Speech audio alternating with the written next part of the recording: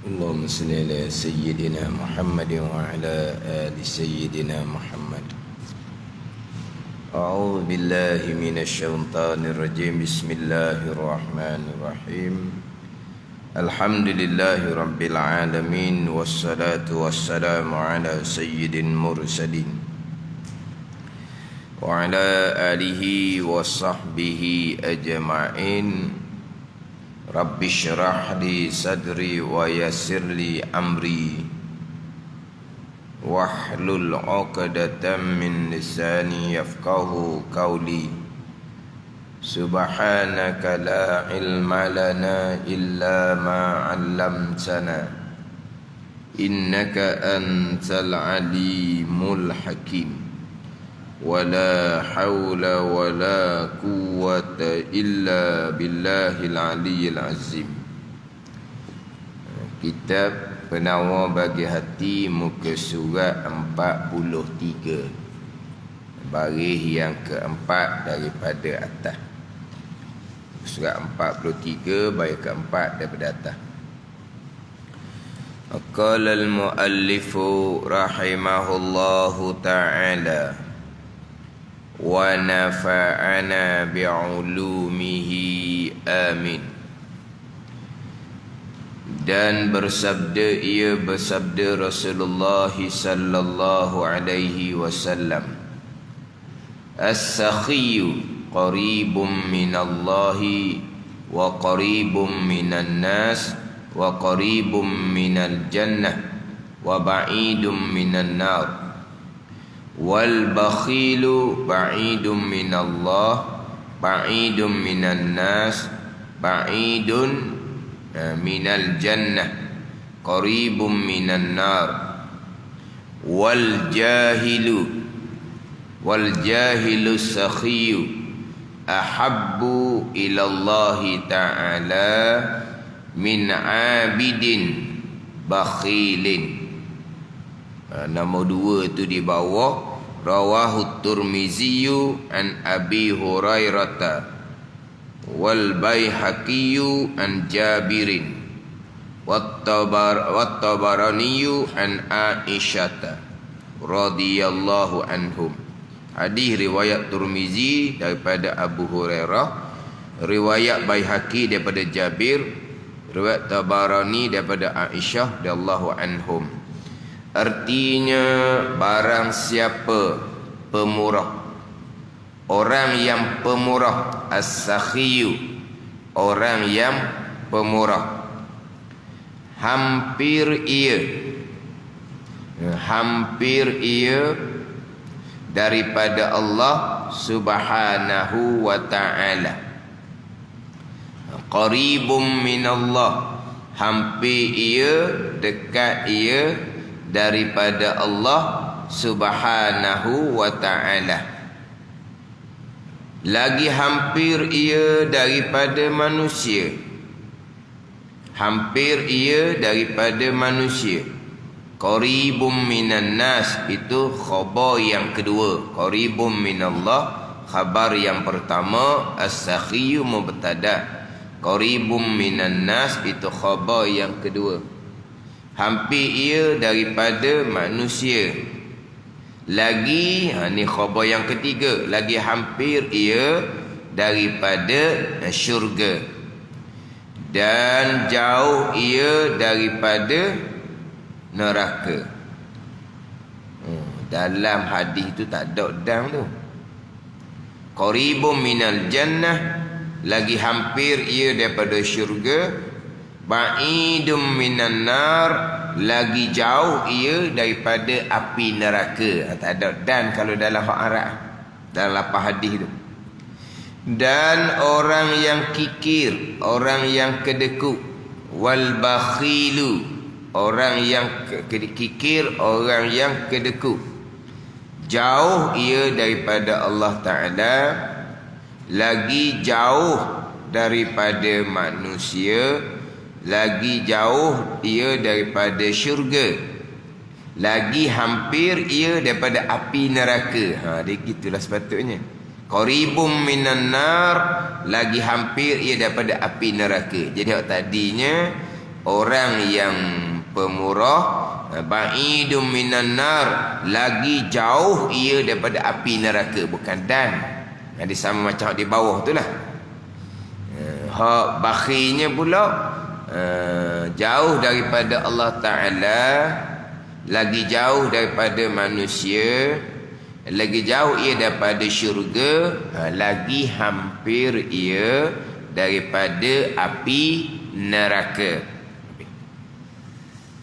Dan yang jahil, yang pemurah, dan yang jahil, yang pemurah, lebih kasih kepada Allah Subhanahu wa ta'ala daripada orang yang mengerjakan ibadah yang kikir.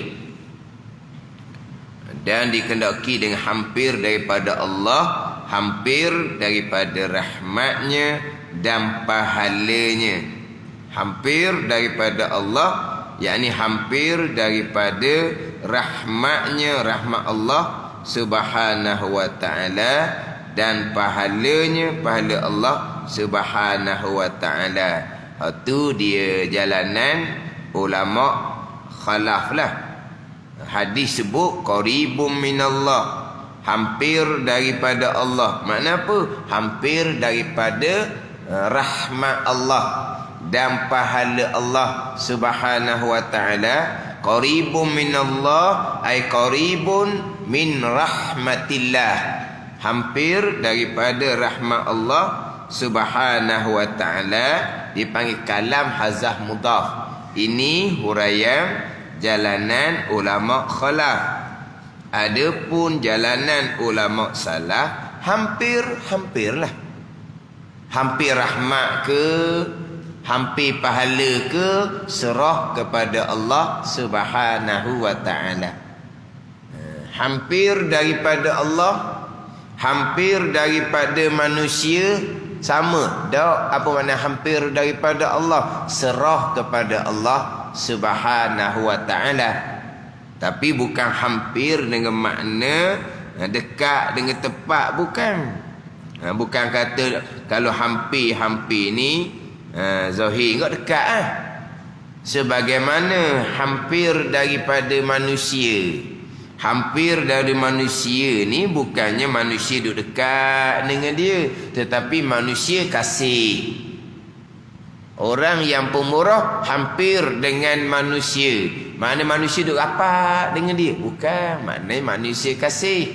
Hampir daripada Allah, jalanan ulama salafnya serah kepada Allah Subhanahu wa ta'ala.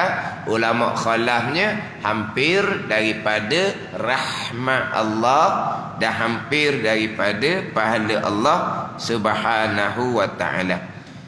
Ini sambungan sifat kecelaan yang kelima, iaitu kikir dan kasih akan harta. Kikir satu, kedekut. Yang kedua, kasih akan harta. Yang mana kedua-dua ni sifat lain-lain, tetapi sifat kikir, sifat kasih akan harta diletak pada satu bab, satu pembicaraan. Sebab kasih akan harta adalah asal ataupun punca kepada kikir. Maka sebab dengan musabbab ni letak pada satu tempat. Sebab kasih akan harta menyebabkan jadi kikir. Jadi sebab dengan musabbab ni hak berkait lah, tapi dua-dua ni lain. Sifat kecelaan lain-lain, tapi dua ni berkait. Sebab dengan musabbab, sebab kasih akan harta menimbulkan sifat kikir di hati, maka diletak pada satu bab. Jadi dibicara terlebih dahulu berkaitan dengan kikir, kedekut, sebesar-besar sifat hati yang membinasakan. Sebesar-besar sifat hati yang membinasakan. Tetapi hak kikir yang dicela pada syarak adalah kikir, kedekut daripada perkara-perkara yang wajib. Adapun kikir, kedekut daripada perkara-perkara yang sunat, rugi. Kikir daripada perkara-perkara yang wajib itu dicela pada syarak. Adapun kikir kedekut dari perkara-perkara yang sunat. Contohnya kedekut daripada sedekah jariah contohnya. Kalau sedekah jariah pun gitu-gitu je lah. Maknanya kebetulan lalu kot depan je tong tu, bubuhlah juganya. Kalau tak bubuh kan orang nampak. Orang nampak tak bubuh, jadi bubuhlah juga. Sengaja nak cari tong derma, tidaklah. Itu pun kadang-kadang bila tong derma lalu kot depan, buat tidur tau. Mari mana tu? Mari daripada kedekut. Tapi kedekut daripada perkara yang sunat itu tidak dicela pada syarak, tetapi rugi. Sebab kita maklumlah perkara-perkara sunat ni yang akan menampung kekurangan dalam perkara-perkara yang diwajibkan. Apabila tertampar ada kekurangan pada perkara-perkara yang diwajibkan, maka amal-amal sunat tadi pula akan mengangkat darajah kita di sisi Allah Subhanahu wa taala. Jadi kalau kikir kedekut daripada perkara yang sunat, rugi. Faham tak ni? Yang mana apabila kita sedekah jariah, itulah harta milik kita yang sebenar. Hak di tangan kita ni hanya milik sementara. Apabila kita mati saja, sudah berpindah milik kepada warasah, kepada waris-waris. Faham tak ni? Pada masa kita hidup sekarang, milik sementara ni kadang-kadang dirapah oleh orang, ditipu oleh orang. Hak milik kita sementara ni. Tapi kalau kita sedekah jariah, jadi milik kita sungguh-sungguh bekal kita di hari akhirat. Tetapi harta yang ada di kita sendiri pun tidak akan menjadi sia-sia jikalau harta kita diwarisi oleh anak-anak yang taat kepada Allah Subhanahu wa taala, tidak akan jadi sia-sia. Harta peninggalan kita tu diwarisi oleh anak-anak yang taat, maka tidak akan jadi sia-sia juga.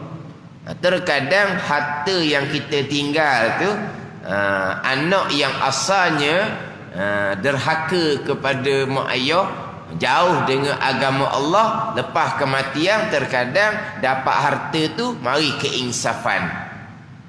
Sebab itulah harta peninggalan dalam hukum agama kita, pembahagiannya sama ada anak tu taat kepada ibu bapa ataupun anak tu derhaka pada ibu bapa, pembagian harta pusaka sama. Tak bolehlah kata mak dan ayah ni buat surat yang mana mengeluarkan anak ni daripada menerima harta pusaka selepas mereka mati. Tak jadinya kalau buat gitu. Kalau agama lain tak tahulah dah. Dia boleh tak? Agama lain dia melucutkan seseorang tu sebagai anak dia. Boleh? Agama lain lah. Dia berkelahi.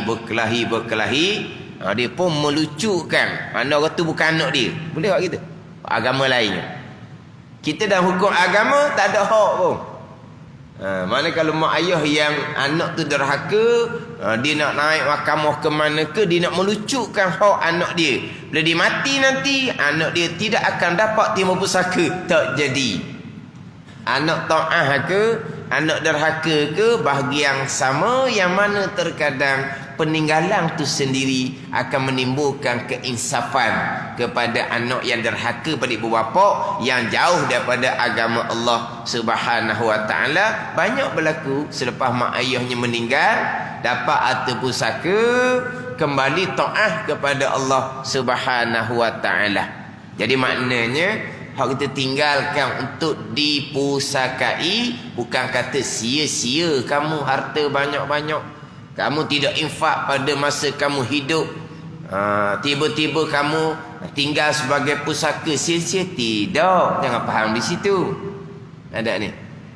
Mana kita imbanglah untuk bahagian kita sedekah jariah, bahagian kita sedekah jariah untuk diwarisi, sebab bila diwarisi oleh anak-anak yang taat, manfaat kembali juga kepada kita.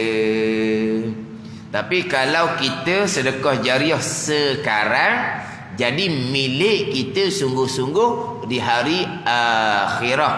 Maknanya hak berkaitan dengan pemurah pada perkara yang sunat, untunglah di hari akhirat. Kalaulah bakhil daripada perkara sunat, rugi pada hari akhirat. Kemudian didatangkan hadis Nabi sallallahu alaihi wasallam, as-sakhiyu qaribun minallah, qaribun minan nas, qaribun minal jannah, ba'idun minan nar. Wal bakhilu ba'idun minallah, ba'idun minan nas, ba'idun minal jannah, qaribun minan nar. Wal jahilu sakhiyu ahabbu ilallahi min abidin bakhilin. As-sakhiyu, orang yang artinya orang yang pemurah. Dia pemurah ni sakha, orang yang bersifat dengan sakha, orang yang bersifat dengan pemurah. Kemudian orang yang bersifat tadi tu dipanggil sakhiyun. Kemudian bukhlun, sifat kedeku. Orangnya bakhilun. Itu kalau bahasa Arab. Sakha masdar, sakhiyun isim fa'il, orang yang pemurah. Kemudian bukhlun ni sifat kedeku. Orang yang bersifat dengan sifat kedeku, bakhilun. Bakhula ya bakhulu bukhlan. Bukhlan tu kedeku. Bakhilun, orang yang kedeku. Ini bahasa Arab. Bakhilun, orang yang kedeku. Kedeku adalah bukhlun. Bukhul itu kedeku. Tapi kita bahasa Melayu, kedeku tu bakhil. Kemudian orang yang bakhil. Itu tu bahasa Melayu kita. Kalau bahasa Arab, bukhlun sifat kedeku, bakhilun orang yang kedeku, sakha sifat pemurah, sakhiyun orang yang bersifat dengan sifat pemurah. Sebagaimana dalam hadis Nabi sallallahu alaihi wasallam, as-sakha'u sajaratun tanbutu fil jannah fala yalijul jannata illa sakhiyun. As-sakha sifat pemurah tu, tumbuhan yang tumbuh dalam syurga, maka tidak akan masuk akan syurga melainkan sakhiyun, orang yang pemurah. Wal bukhlu, itu sifat dia. Wal bukhlu syajaratun tanbutu finnar fala yalijun nara illa bakhilun. Bukhlu sifat bakhil, tumbuhan yang tumbuh ia di dalam neraka, maka tidak akan masuk akan neraka illa bakhilun, melainkan oleh orang yang bakhil. Sakha pemurah, sakhiyun orang yang pemurah, bukhlun kedeku, bakhilun orang yang kedeku. Orang yang pemurah hampir ia daripada Allah Subhanahu wa ta'ala dekat. Itu dia datangkan pengertian di bawah, hampir daripada rahmat Allah dan hampir daripada pahala Allah Subhanahu wa ta'ala. Ini takwil yang tafsili di kalangan ulama khalaf. Di kalangan ulama salaf, serah makna kepada Allah Subhanahu wa ta'ala. Sekarang hampir ia orang yang pemurah daripada Allah. Itu terjemah. Apa maksud hampir ni? Ulama salaf serah makna kepada Allah Subhanahu wa ta'ala, hampir-hampir. Contoh dalam hadis tu lah, dalam hadis aqrabu ma yakunul abdu min rabbih wa huwa sajid. Aqrabu ma yakunul abdu min rabbih. Sehampir-hampir adalah hamba tu dengan Tuhannya ketika di dalam sujud. Nah sujudlah. Seseorang tu hampir dengan Allah Subhanahu wa taala. Hampir mana apa di situ. Itu kena balik pembicaraan mukhalafatuhu ta'ala lil hawadih lah. Hampir aqrabu ma yakunul abdu min rabbih wa sajid. Sehampir-hampir hamba dengan Allah Ta'ala adalah ketika dia sujud. Wa nahnu aqrabu ilaihi min hablil warid. Orang kata kami lebih hampir kepadanya daripada orang mereh laginya. Orang mereh ni hampir dah. Kami Allah Ta'ala kata lebih hampir daripada orang mereh lagi. Orang mereh mana? Saya pun kadang-kadang tak apa nak kenal oleh orang mereh. Orang mereh ni mana? Sini. Jadi orang mereh ni hampir dah. Tuhan kata kami lebih hampir lagi dengan orang mereh tu. Dia panggil tu ayat-ayat yang mutasyabihah. Ni dia panggil hadis yang mutasyabih. Hampir-hampir. Kalau hampir pada zahir gak, hampir tepat. Kalau pakai hukum zahir gak, hampir tepat. Allah duduk bumi aja jadinya pula. Allah duduk bumi lah sebab hampir dengan tepat. Sekarang ni orang yang pemurah ni Allah Ta'ala hampir. Orang pemurah duduk mana? Duduk di bumi. Kalau pakai zahir Tuhan duduk bumi. Mustahil menyabitkan tempat bagi Allah Subhanahu wa ta'ala. Hampir bila ni? Hampir ketika sujud. Ketika sujud hampir. Badan ni. Kalau Tuhan duduk atas, hampirnya ketika berdiri. Tiba-tiba hampir ketika sujud Tuhan duduk bawah. Tak. Mustahil menyabitkan tempat bagi Allah Subhanahu wa ta'ala. Itu ahli sunnah wal jamaah. Tapi cuma nak ceritanya ayat-ayat yang kesamaran dengan tempat bukan hanya di langit, bukan hanya di arash, termasuk di bumi. Hampir ketika sujud. Lebih hampir daripada orang mereh. Kerana Tuhan bersama. Wa huwa ma'akum aynama kuntum. Dan ia Allah bersama kamu di mana kamu berada. Bersama pula. Innallaha ma'ana iz yaqulu li sahibihi la tahzan innallaha ma'ana. Ketika berkata Nabi sallallahu alaihi wasallam bagi sahabat Nabi Sayyidina Bakar radhiyallahu anhu, jangan bimbang, jangan takut, Allah Ta'ala bersama dengan kami. Kalau pakai zahir bersama di mana? Dalam Gua Sur ketika Nabi nak hijrah ke Madinah. Kalau pakai zahir gitu, mustahil sama sekali. Patut apa maksud ayat tu? Kalau hadis pula apa maksud hadis tu? Jalanan ulama salaf serah kepada Allah Subhanahu wa ta'ala.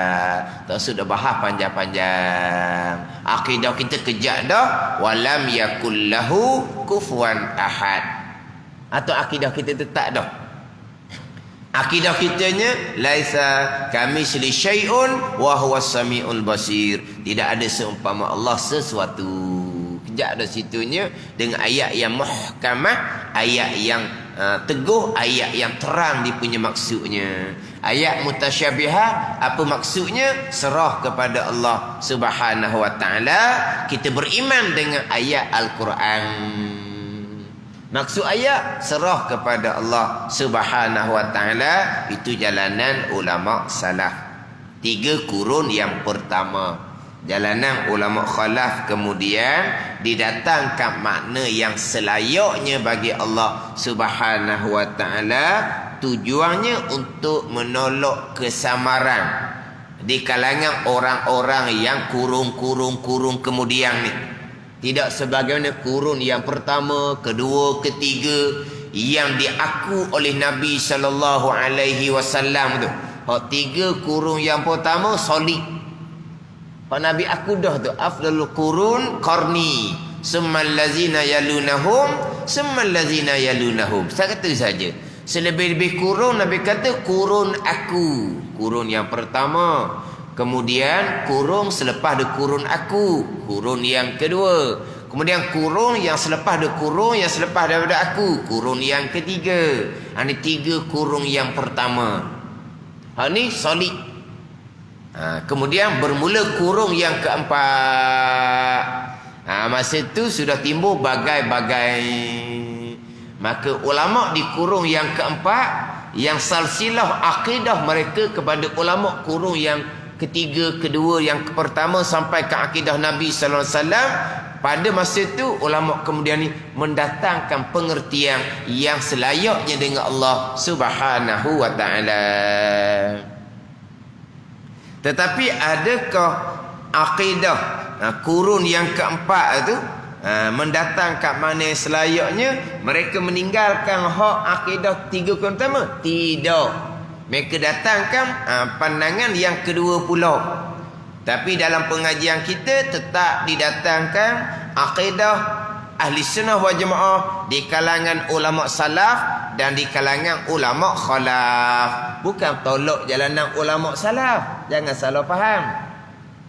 Cuma terkadang kita dengan masyarakat, kita hanya mendatangkan huraian mengikut pandangan ulama khalaf, ulama kemudian yang mendatangkan makna yang selayaknya dengan Allah, yang tak akan timbul dah kan ini syubhah di kalangan kita orang awam.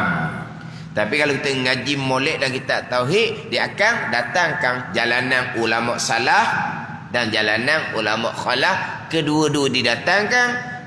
Bahkan jalanan yang rajih, jalanan yang kuat, jalanan yang selamat dan jalanan ulama salaf. Tapi jalanan yang lebih terang nyata, lebih sesuai pada masa kemudian adalah jalanan ulama khalaf. Begitu saja. Ada ni. Tengok nyata macam sekarang lah. Nyata macam sekarang. 2 jalanan tetap dah di kalangan ulama di sunnah wal jamaah. Ada timbul golongan yang mana ditolak jalanan ulama khalaf yang mendatangkan makna yang selayaknya, tetapi mereka tidak berpegang dengan akidah salaf yang serah makna bulat-bulat kepada Allah Subhanahu wa taala. Mereka datangkan makna pada zahir, menyabitkan tempat bagi Allah, kemudian barulah serahnya kemudian tempat yang selayaknya bagi Allah. Itu bukan jalan salaf. Dia menyabitkan tempat bagi Allah. Mana Allah bertempat di arash, di langit, tapi bertempat yang selayaknya. Diserah kemudian. Itu bukan jalanan ulama salaf. Kita nak memahami jalanan ulama salaf, kita kena mengaji ikut jalanan ulama khalaf. Sebab ulama khalaf lah silsilah ilmu akidah mereka sampai kepada jalanan ulama salaf. Adapun orang kemudian sekarang ni, jalanan ulama khalaf dia tak mahu ambil. Kemudian dia nak ambil jalanan ulama salaf, mana silsilahnya? Mereka berjumpa dengan ulama salaf, tidak. Mereka ambil di mana? Ambil di kemudian. Kemudian ni ilmu akidahnya silsilah sampai ke mana? Silsilahnya akal sendiri. Nak faham akidah ulama salaf, kena mengaji mengikut kaedah ulama khalaf, ulama kemudian. Sebab ulama kemudianlah silsilahnya sampai kepada ulama salaf. Dalam kitab-kitab ulama khalaf, mereka mendatangkan huraian ayat mutasyabihah mengikut pandangan ulama khalaf. Mereka datangkan juga mengikut pandangan ulama salaf. Hak salaf yang sebenar, yang ada silsilah. Faham tak ni? Jadi kita nak faham akidah ahli-sunnah wal jamaah, akidah salaf, kena ikut silsilah jalanan ulama khalaf, ulama kemudian. Sebab mereka lah yang ada silsilah ilmu akidah kepada ulama salaf. Ni dah ni, ini nak lapak sendiri je. Nak lapak. Ulama salaf. Akidah Imam Syafi'i. Akidah Imam Syafi'i. Apa kita ni? Pekoh bermazhab Syafi'i. Akidah tak ambil akidah Imam Syafi'i. Akidah Imam Syafi'i ni apa kita kata tak ambil? Akidah Imam Syafi'i direct pada Al-Quran, direct pada hadis Nabi sallallahu alaihi wasallam. Faham tak ni? Pada masa tu solid. Dah kita ni nak berakidah sebagaimana akidah Imam Syafi'i. Al-Quran banyak mana di ilmu kita? Al-Quran banyak mana di ilmu kita? Ada.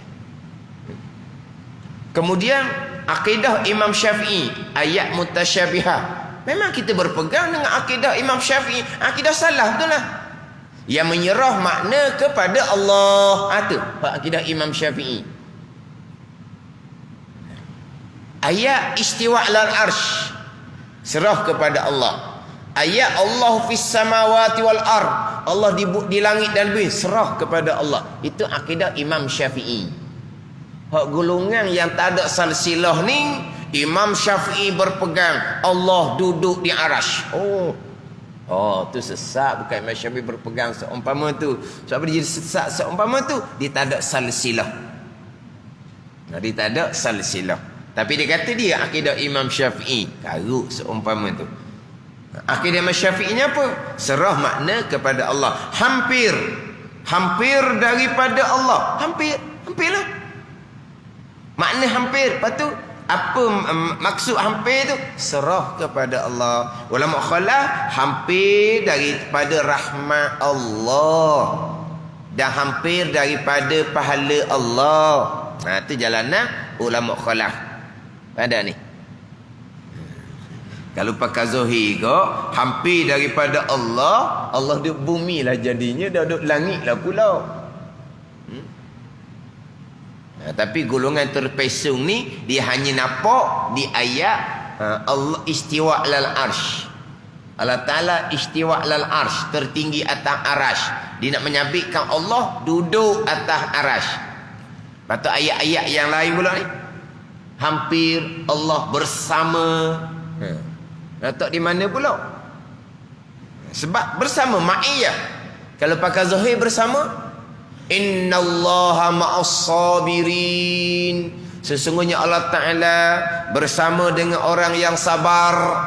Allah bersama sekali lah. Ada bersama dengan bahawa Allah akan menolong orang yang sabar. Itu jalanan ulama khalah gitu tu. Jalanan ulama salah, Allah bersama, berhenti setakat tu. Macam mana? Jangan duk tanya. Tanya tu bid'ah, salah dah. Bersama, berhenti setakat bersama. Tapi kalau pakai zahir bersama kau, depek lah. Mustahil. Tak boleh pakai zahir gitu. Kalau pakai zahir bersama, depek. Wa huwa ma'akum aynama kuntum. Dan ya Allah Ta'ala bersama dengan kamu di mana kamu berada.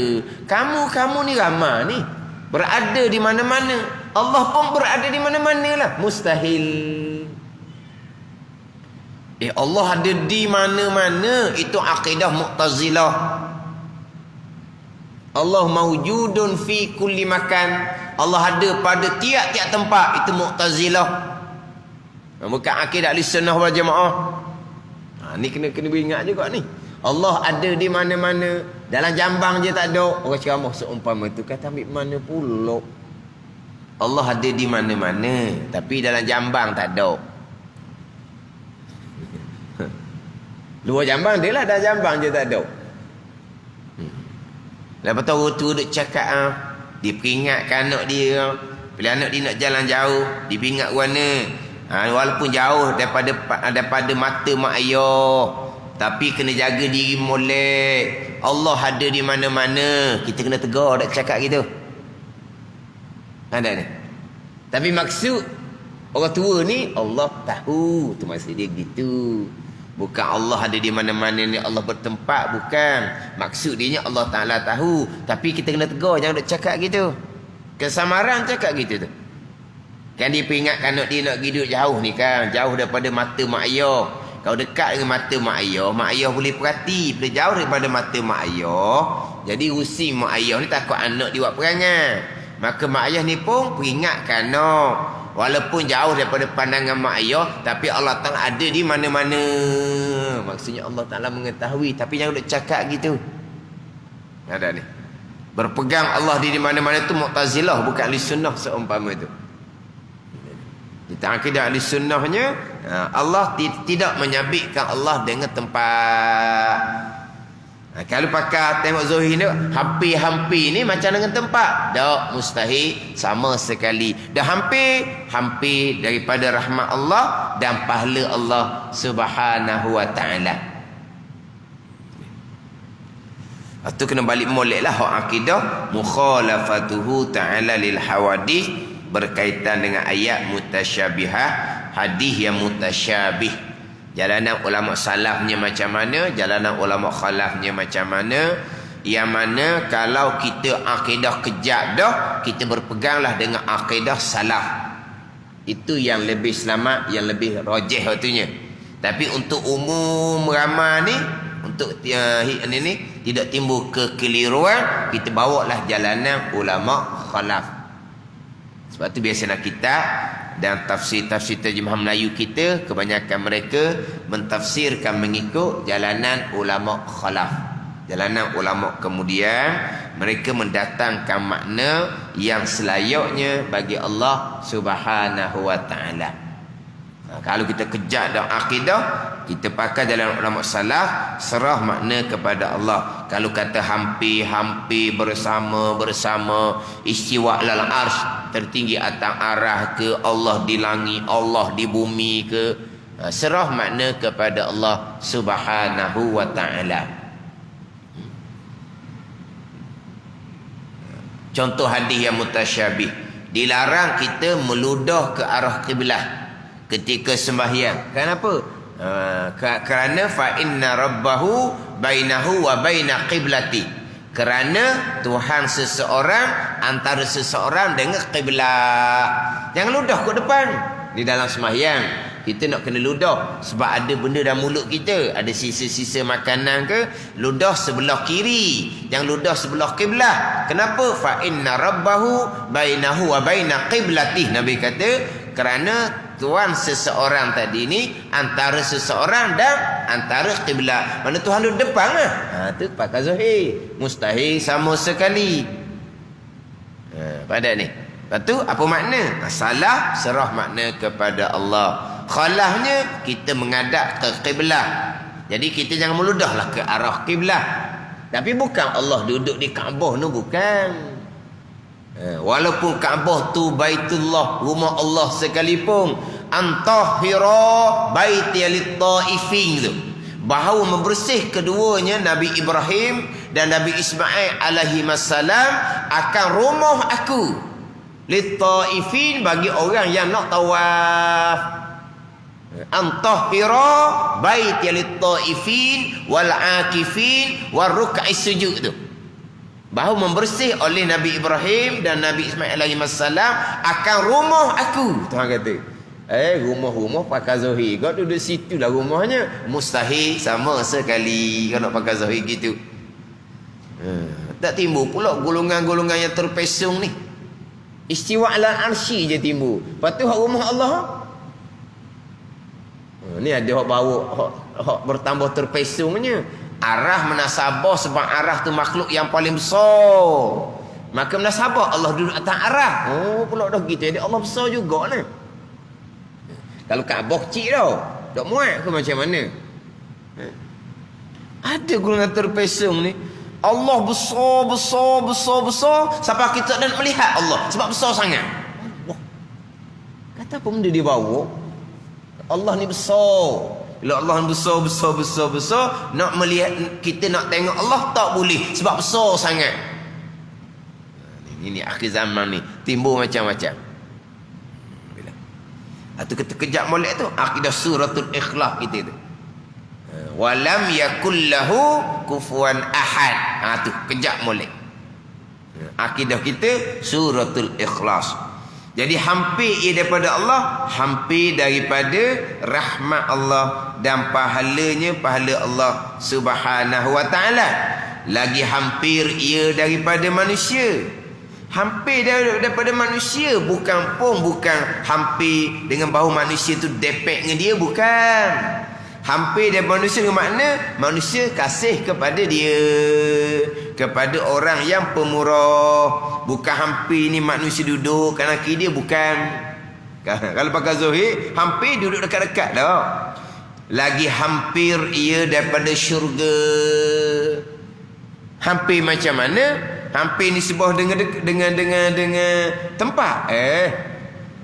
Kita duduk alam dunia sekarang. Dia akan cerita dia bawa apa makna hampir daripada syurga. Hampir dengan bahawa dia angkat hijab, dia angkat dinding. Bila mati saja dia boleh melihat akan syurga Allah Subhanahu wa taala, dan dia boleh berada di dalam kebun daripada kebun syurga di alam barzakh. Lagi jauh daripada api neraka. Orang yang pemurah ni jauh daripada api neraka. Sebab apa? Sebab dia pemurah pada mengerjakan kewajipan. Pemurah dengan mengerjakan perkara-perkara yang sunat. Hampir dengan syurga, jauhlah daripada neraka. Bila hampir dengan syurga, maka jauh daripada neraka. Itu orang yang pemurah. Dan orang yang kikir. Orang yang kikir, orang yang kedekut daripada perkara yang wajib. Kedekut daripada perkara yang wajib. Jauh ia daripada Allah Subhanahu wa taala. Lagi jauh ia daripada manusia, jauh daripada rahmat Allah Subhanahu wa taala. Jauh daripada rahmat Allah. Kita nak hampirkan diri dengan rahmat Allah, kena jadi pemurah. Nak hampir hati kita dengan Allah Subhanahu wa taala, kena pemurah pada hampir hati dengan Allah Subhanahu wa taala. Bukan kata nak jauh daripada murka Allah. Kita nak supaya Allah kasih akan kita. Kena perbanyakkan, kena pemurah pada perkara yang sunat. Tapi kita nak hampir hati dengan Allah, kena menunaikan kewajipan terlebih dahulu, barulah pergi kepada untuk hampirkan diri dengan Allah dengan amal sunat. Kita nak dapat kasih Allah, kita kena lepas diri daripada kemurkaan Allah. Kita nak lepas diri daripada kemurkaan Allah, jangan bakhil pada perkara wajib. Tapi kita bukan nak kata lepas dari murka Allah, kita nak dikasih oleh Allah, kena perbanyakkan amal yang sunat, pemurah pada perkara yang sunat. Dan orang yang kikir kedekut pada perkara wajib ni, jauh ia daripada Allah Subhanahu wa taala. Lagi jauh ia daripada manusia, lagi jauh ia daripada syurga. Hak ni kalau kedekut daripada perkara yang wajib, lagi hampir ia daripada api neraka. Dan yang jahil, yang pemurah, lebih kasih kepada Allah Subhanahu wa taala daripada orang yang mengerjakan ibadah yang kikir. Dia jahil tetapi dia pemurah, lebih kasih kepada Allah daripada orang yang mengerjakan ibadah yang kikir. Mengerjakan ibadah mana ni? Ibadah sunat. Ibadah sunat. Dia rajin buat amal sunat, tetapi dia kikir, lebih kasih kepada Allah orang yang jahil, yang pemurah. Orang jahil yang pemurah. Ni nak banding dengan orang yang abid, rajin buat ibadah sunat, tetapi dia kikir, dia kedekut daripada perkara yang wajib. Dan dikehendaki, ini huraian hadis, dan dikehendaki dengan hampir dekat daripada Allah Ta'ala. Apa yang dikehendakinya? Hampir daripada rahmatnya rahmat Allah, dan pahalanya pahala Allah. Ini tafsilan di kalangan ulama khalaf. Ulama kemudian hampir rahmat, hampir pahala, bukan hampir dengan zat Allah Subhanahu wa taala. Ulama salaf tafwid, serah bulat-bulat apa kehendak ayat hadis kepada Allah Subhanahu wa taala. Dan dikehendaki dengan hampir daripada manusia, orang yang pemurah ni hampir daripada manusia. Apa maksud hampir daripada manusia? Kasih mereka itu manusia, dia akan orang yang pemurah. Mana hampir di sini bukan hampir zat juga, bukan hampir tubuh. Mana apa ni? Dikasihi, hampir di hati orang manusia kepada seseorang yang pemurah. Tapi pemurah seseorang jangan pula dengan niat tujuan supaya dikasih oleh orang lain, bukan. Jangan niat situ. Kenapa pemurah? Nak rasa orang sayang ke dia, nak rasa orang baik dengan dia. Nak rasa tu bukan gitu tu. Ada ni. Maknanya pemurah kerana Allah, nak tuntut redha Allah, nak tuntut rahmat Allah, pahala daripada Allah. Kemudian Allah Ta'ala pun jadikan manusia tu kasih kepada orang yang pemurah. Dan dikendaki dengan hampir daripada syurga, diangkatkan hijab dinding antaranya dan antara syurga itu. Dinding bahawa apa? Bila kita mati, Allah akan perlihatkan akan syurga Allah Subhanahu wa ta'ala, dan akan di alam barzah, duduk dalam kebun daripada kebun syurga Allah Subhanahu wa ta'ala. Dan dikendaki dengan jauh daripada Allah pula ni. Dan dikendaki jauh daripada rahmat Allah ni pula. Jauh daripada Allah, ni bagi orang yang bakhil pula. Orang yang bakhil jauh daripada Allah. Maksud dia apa? Jauh daripada rahmatnya dan pahalanya. Samalah. Hak dekat hampir dengan rahmat dan pahala.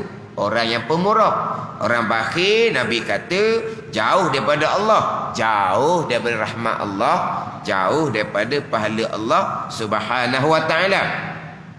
Dan dikenaki dengan jauh daripada manusia. Hak Nabi kata orang yang bakhil ni jauh daripada manusia, maksudnya apa? Benci mereka itu manusia, dia akan orang yang bakhil.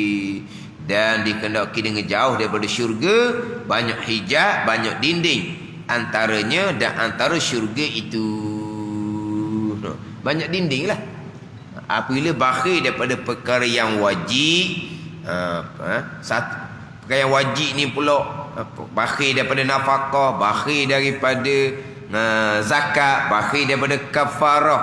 Hak sunat tu jauh sekali lah, maka jauhlah daripada syurga Allah. Banyak hijab, banyak dinding lah antara orang yang bakhil dengan syurga Allah Subhanahu wa ta'ala. Orang yang pemurah, hampir dia dengan syurga Allah Subhanahu wa ta'ala.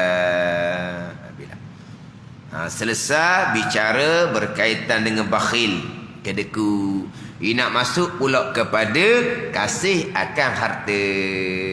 Dan ketahui olehmu bahawasanya asal, kalau asal ni punca lah kita kata, bagi kikir kedeku itu kasih akan harta.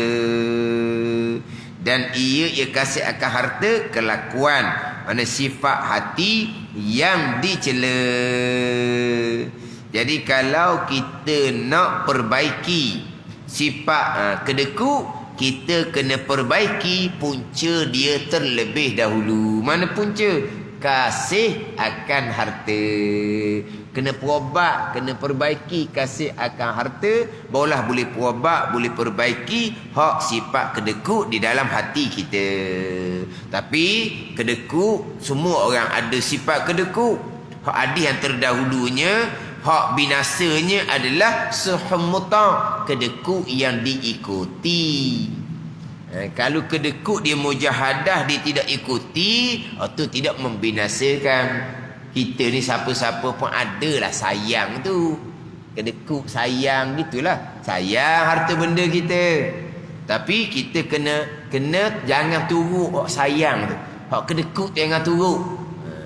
Mana hak binasanya? Kedekut yang dituruti. Kedekut yang tidak dituruti, hak tu tidak binasa. Tapi kita nak cerita bab kedekut, kita kena bicara perbaiki terlebih dahulu punca kedekut, iaitu kasih akan harta. Ini hak susunan dalam kitab Penawar Bagi Hati. Satu perekat.